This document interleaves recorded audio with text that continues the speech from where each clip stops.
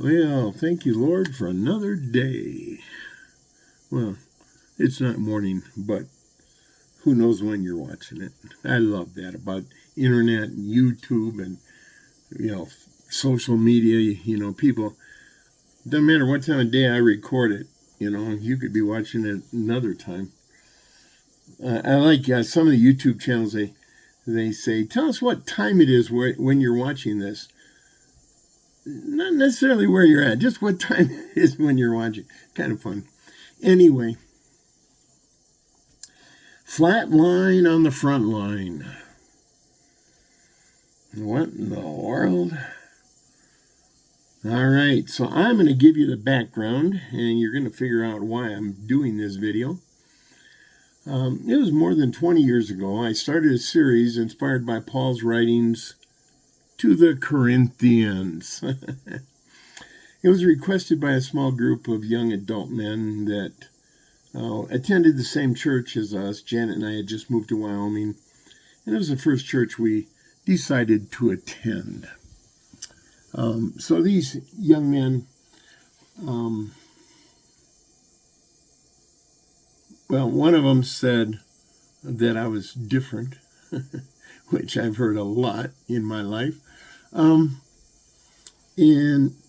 I said, what do you mean? He said, well, your faith, you live a different kind of Christian life than anybody I've ever seen. Okay. And he said, I want to be like you. Okay, I'm not sure that's a good thing. Got to be a little crazy just to want to be like me, and then to actually do it, oh my goodness. Well, I was involved in that church. The pastor asked me to teach the junior high school boys on Wednesday night. I had spoken at a Sunday night service as the sermon. I was the advisor for a group of young adults, mostly in their early 20s. They wanted a Friday night worship service, which was going to be focused around prayer. And I was their advisor. I wasn't in charge, but that's okay. So I was involved in various aspects of this church's ministries. That's what I do. And they asked if I would lead a Bible study for them in my home. And so after 3 weeks of them asking me questions, and my trying to answer them, they had some pretty good ones. One of them asked me if I would teach them 1 Corinthians. I said, you want 2 Corinthians too? He said, no, just 1 Corinthians. Okay. Ironically, 4 weeks later, we just finished the first 3 chapters of 1 Corinthians. That took us 4 weeks. The pastor told me I had to withdraw from being involved in so many ministries.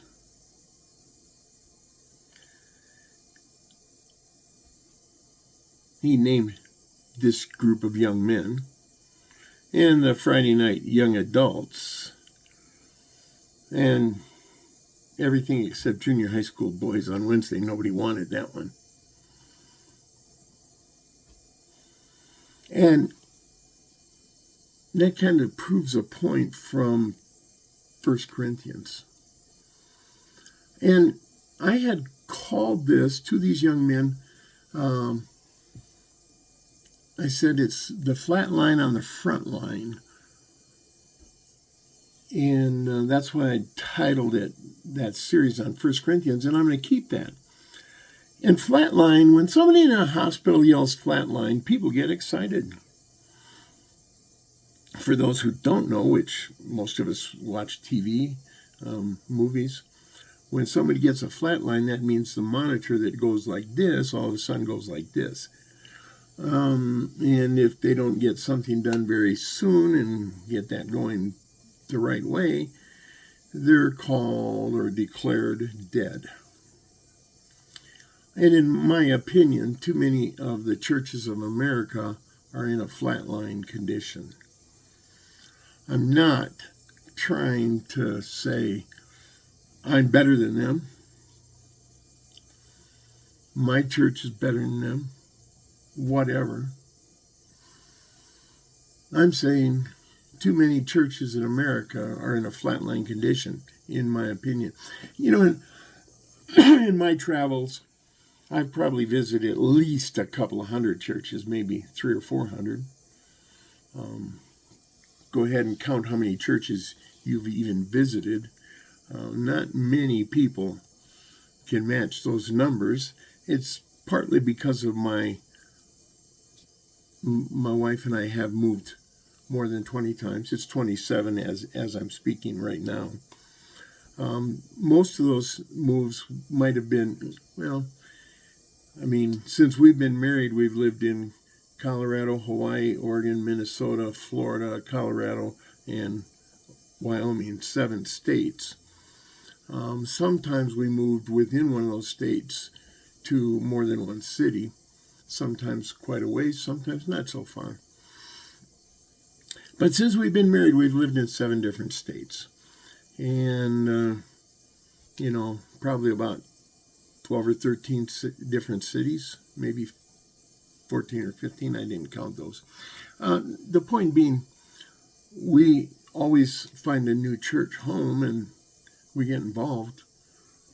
But we visited so many more, and partly because in my ministry, I did travel a lot, especially during the biker ministry times. But just in general, I love to, if we're on vacation, I go to church. Too many Christians, when they go on vacation, they don't go to church. Pastors say, well, it's the summer now, vacation time, so attendance is going to be down. And why? Why? Because Christians don't go to church when they're on vacation, most of them. Because if they did, then maybe your church, dear pastor, maybe your church has people gone, but other people would come and visit your church. But they don't. And that's not on the pastors. Well, it kind of is. They're the ones that have to teach people to go to church, Anyway, and I'm so sad when I talk about these churches. A visitor, in most churches, a visitor can walk in and either nobody greets them, or maybe you have a designated greeter that says, hi, welcome. Are you a visitor? Yeah, okay. And that's about it. They might hand the visitor an extra packet of information. That's kind of cool. Usually greeters are people that know how to smile. That's nice. But once the greeter lets go of you, then nobody else talks to you unless you are somebody that is gregarious and outgoing. And I know how to do that. But when I visit churches, I typically don't, because I want to see how they greet other people. But it gets worse than that. You look around in these churches, and the vast majority of the people, when they come in, they hi, and then they go and sit down and don't talk to each other. Basically, church is something they come to and leave. And that's just casual observations, but that is really sad to me.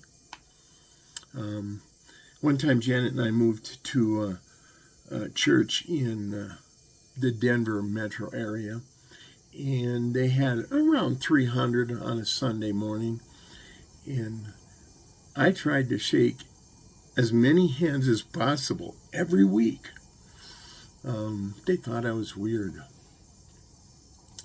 But I knew people in that church better than anybody but their pastor. He was a pretty good pastor in that respect. And I've spoken to hundreds of Christians from dozens of churches.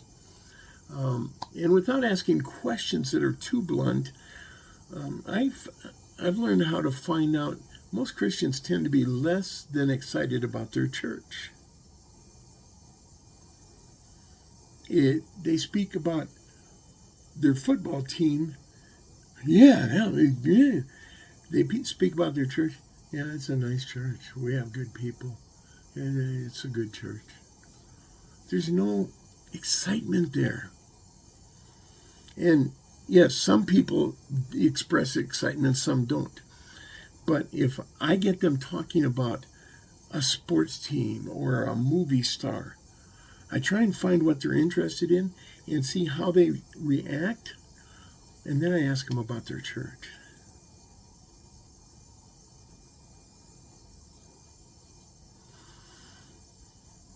Many Christians attend church just because they think that's the only way they can go to heaven. Sorry to say, people, that doesn't work. That's not the road to heaven. If that was the case, we'd just go around and put a shotgun to everyone's face and say, get in church or else. And that won't work.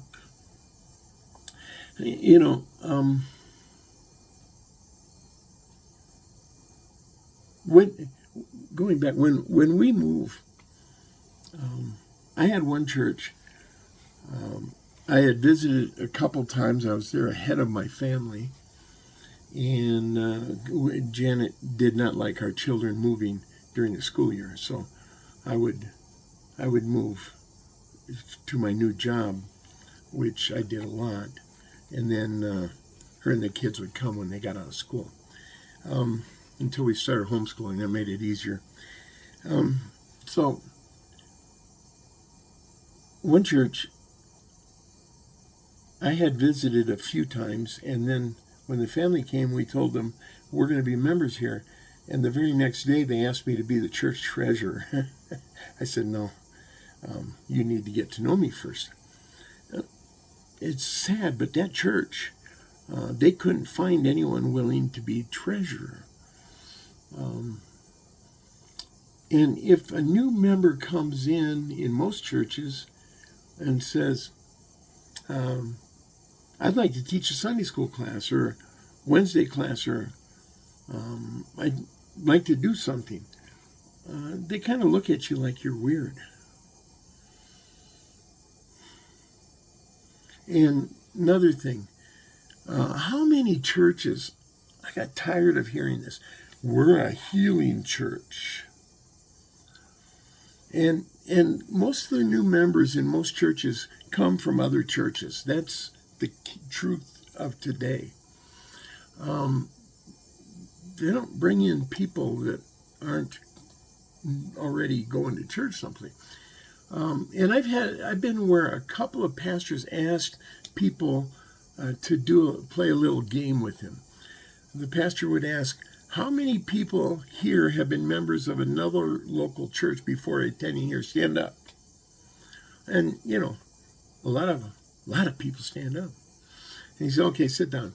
How many people here became members after, that first group was from another local church? And then how many came from another church in a different area and you moved here? And then sit down. How many became members here when you became a Christian? And a couple of people would stand up kind of embarrassed. Yeah, usually that's the smallest group in the two churches that I know did this. The largest group was those who had been members of another local church.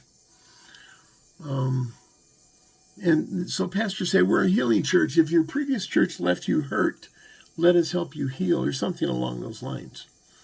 Yet these churches also have people leaving church, their church.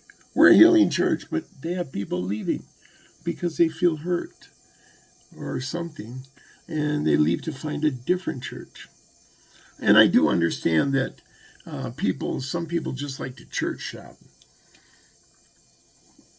and not get involved. If they start to feel like somebody's trying to get to know them too well, they leave. Trying to get them involved, they leave. I understand that. But what's really sad, in my opinion, is when somebody leaves a church, typically the church doesn't know why they left. And there are many excuses as to why that happens. And I don't mean the person that left, I mean the church. And understand that people have a right to attend wherever they want. But understanding why somebody left your church can help you make your church better. I have asked people why they left the church where I was a pastor, and unfortunately, most of them refuse to give an answer. But people in churches are the same.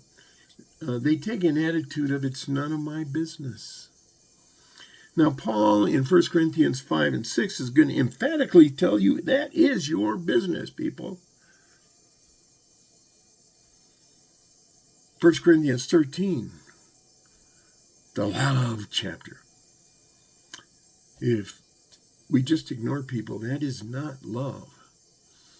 If they leave, that's their choice, but we should tell them we still love them.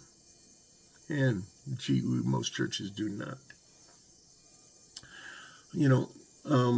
Once upon a time, a long time ago, going to church was something people looked forward to.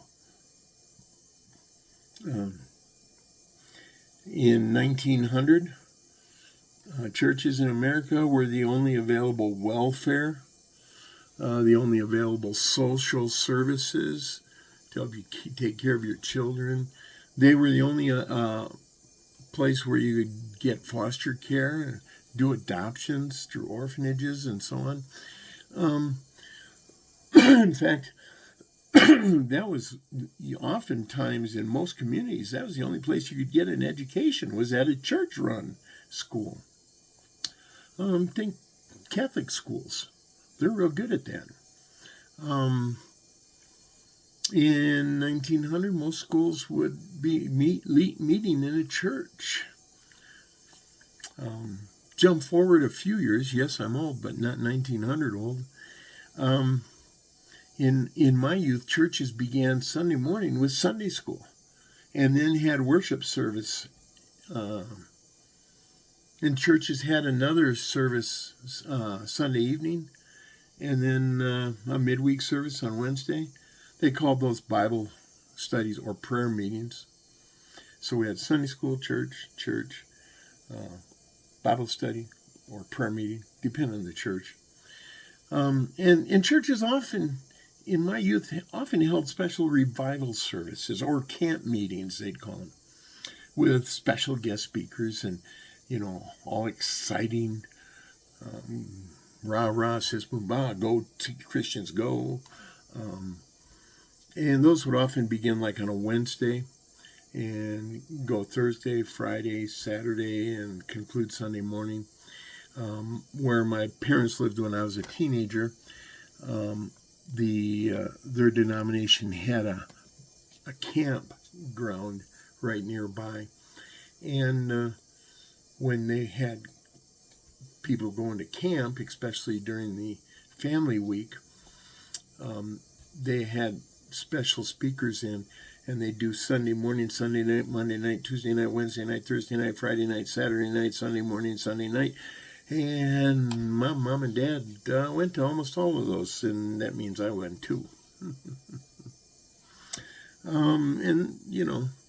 Unfortunately today, and back then, churches complained, pastors pointed out to their people that less than half the people went to Sunday school, and a lot of those that did just brought their children, dropped them off, and went home. And of those that went to church Sunday morning, less than half would show up on Sunday night. And for Wednesday night, less than half of the Sunday night people would show up. In other words, Wednesday was less than a quarter of the Sunday morning. Unfortunately, today, very few churches have Sunday school classes.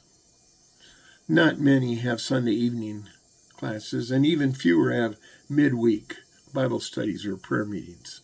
Revival services or camp meetings, almost unheard of. And if they do happen today, those are poorly attended. Back in my youth, they got more people than Sunday morning church. All right, so let's consider, for instance, money. Every Christian said, "No, another pastor talking about money." Yeah, I do. I'm not afraid of any topic. And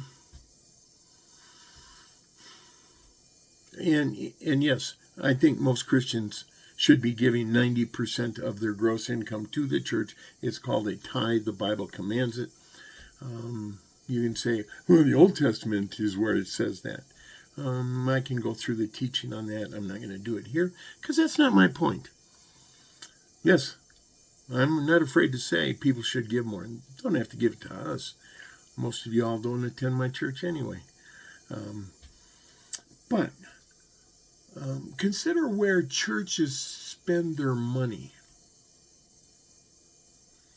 Once upon a time, churches helped widows and orphans. That's what James commands us to do in his epistle, James chapter 1. I forgot the verse, 17 or 27, I think. Anyway, James said we're supposed to help the widows and orphans. And in their world, culture was different. Women, children had no way to make money at all, and no government to help them. So what James was saying was help those who can't help themselves. So if somebody had broken his back and couldn't work, the church would help them. Once upon a time, churches spent money teaching the children the 3 R's, reading, writing, and arithmetic. Yes, only one of those begins with an R, but they sound like they begin with an R, so they called it the 3 R's. And, now we have schools, so churches don't have to do that. Once upon a time, churches gave generously to missionaries. Generously. I know of a church in my lifetime, church down in Florida, pretty big church too. They gave about 60% of their money to missions. And they had a pretty big building. It wasn't fancy like a lot of the modern ones. And that's where modern churches like to spend their money, except the little churches. They can't afford to spend money. So what do most of the big churches today do? And some do this to get big. They hire a flashy pastor. Ooh, he looks good and he talks good, and we're going to hire him. And he's not going to tell people about it. They got to give money. But he'll manage to get the money. And they spend a lot of money to get the flashy pastor.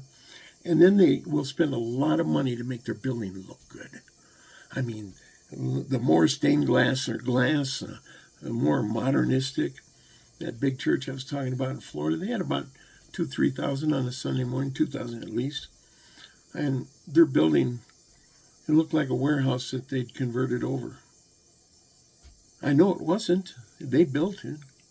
But, they weren't worried about what the building looked like. It functioned. It was nice.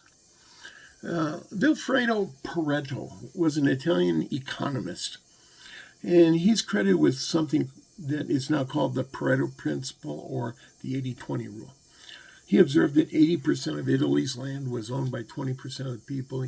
80% of his gardens of peas were produced by 20% of the pea pods. And he discovered that fact tended to be true in a lot of things, even in the business world. 80% of the work was done by 20% of the people. And it was true in my youth in churches. 80% of the people did 20% of the work. So if you had 100 people, then 20 people were doing the work. Today, I'm going to tell you, it's more like 90-10, and maybe less than 10. Less than 1/10 of the people attending church get involved. And that's not just me. That's some of the modern survey organizations like Pew Research Center that come up with those. All right, I can talk a long time. You all know that. I believe, in summary, that on the whole, churches are flatline. Look at the Christians you know. Can you honestly tell me they're excited and on fire for God, looking for work in God's kingdom, talking about Jesus, giving all they have? Let's make this personal. Are you working in God's kingdom? What are you doing for God? I go to church. I'm a good prayer warrior. Yeah, I'll call that one on cow pies. People say I'm a prayer warrior. That's because they want to seem spiritual. You want to tell me you're a prayer warrior, I'll tell you what a prayer warrior is, and you probably don't agree with me. I preached that before. Here's the thing. Are you making a difference in the lives of other people? I'm raising my children. Yeah, that's not what I'm talking about. Somebody that's down and out, somebody fresh out of prison, somebody having substance abuse problems, somebody that just having a rough time. Are you making a difference? The average Christian thinks all they've got to do is let their little light shine, and I've got some news for you. If there's no difference in your life compared to your good neighbor that doesn't go to church, you've got a light that isn't shining much. No, we're going to see it. The front lines of a battle is where the real fighting is. For the church, that should be evangelism. I'd been speaking to a inter-church men's group one Thursday morning, 6 a.m., bunch of fanatics. And I made the statement that every Christian should be an evangelist, and I talked about how and why. And there were a couple ministers there that day. They were part of that group on a regular basis. Good for them. One of them said I was wrong. And there was a small group around me. He told me that helping inside a church is more important than doing evangelism. I guess he hadn't read the Bible. What was his name? He said, go into all the world and preach the good news. Oh, yeah, Jesus. Oh, my. Well, that only applied to his disciples. That's what this man said. All right, that attitude is far too prevalent in the church today, but I'm talking about any kind of involvement in the church. It doesn't happen. I've taught this lesson many times, and I will continue to teach it. But suffice it to say, every Christian should do a little evangelism. If you just get one person who doesn't attend church anywhere to come to church with you just one time each year, you never know what's going to happen. If every Christian did that every year, oh my goodness, the church would have a population explosion. Frankly, the church should be like the front lines hospital in the war. They're close to the front lines, if not on the front lines. They don't belong there, but close to the front lines. What's the front lines in the world today? It's the people that are on the road to hell. And Paul's going to focus on that in this epistle. The church should be a support unit, and that's important too. Your church needs to be there to help you be an evangelist, to make a difference in the lives of people. And the church should be right there helping you. And you can help the church help others. And it all works better if we work together. Is your church truly a healing church? You know, when someone leaves a hospital, I was in a hospital 2 days ago, and right now I'm not doing well. But that's habitual for me. In the last several months, I've been struggling. I've got a leg infection I can't get over, and it just drains me. And now I'm really tired because they put me on a very heavy-duty antibiotic that makes me sleepy. But when someone leaves the hospital, they're either discharged as healed or they're given additional help.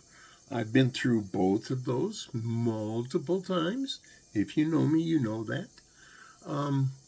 But this should result in their healing when they leave a hospital. Healed or on the way and with the right things.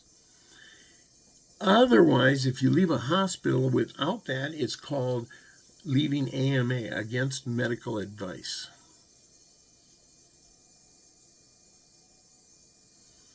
Churches, are they like that? Are you ready to look at what Paul has to say about the church? 1 Corinthians. Read it and see. Next week, I'm going to do an introduction. I got a lot to say about Corinth. And then I'll start 1 Corinthians 2 weeks from tonight. I love you. Appreciate you hanging in with me. I know this will be kind of like 3 introductory weeks for 1 Corinthians. I think it's that important that you get the background. Last week was about Paul. This week, my own hobby horse, soapbox.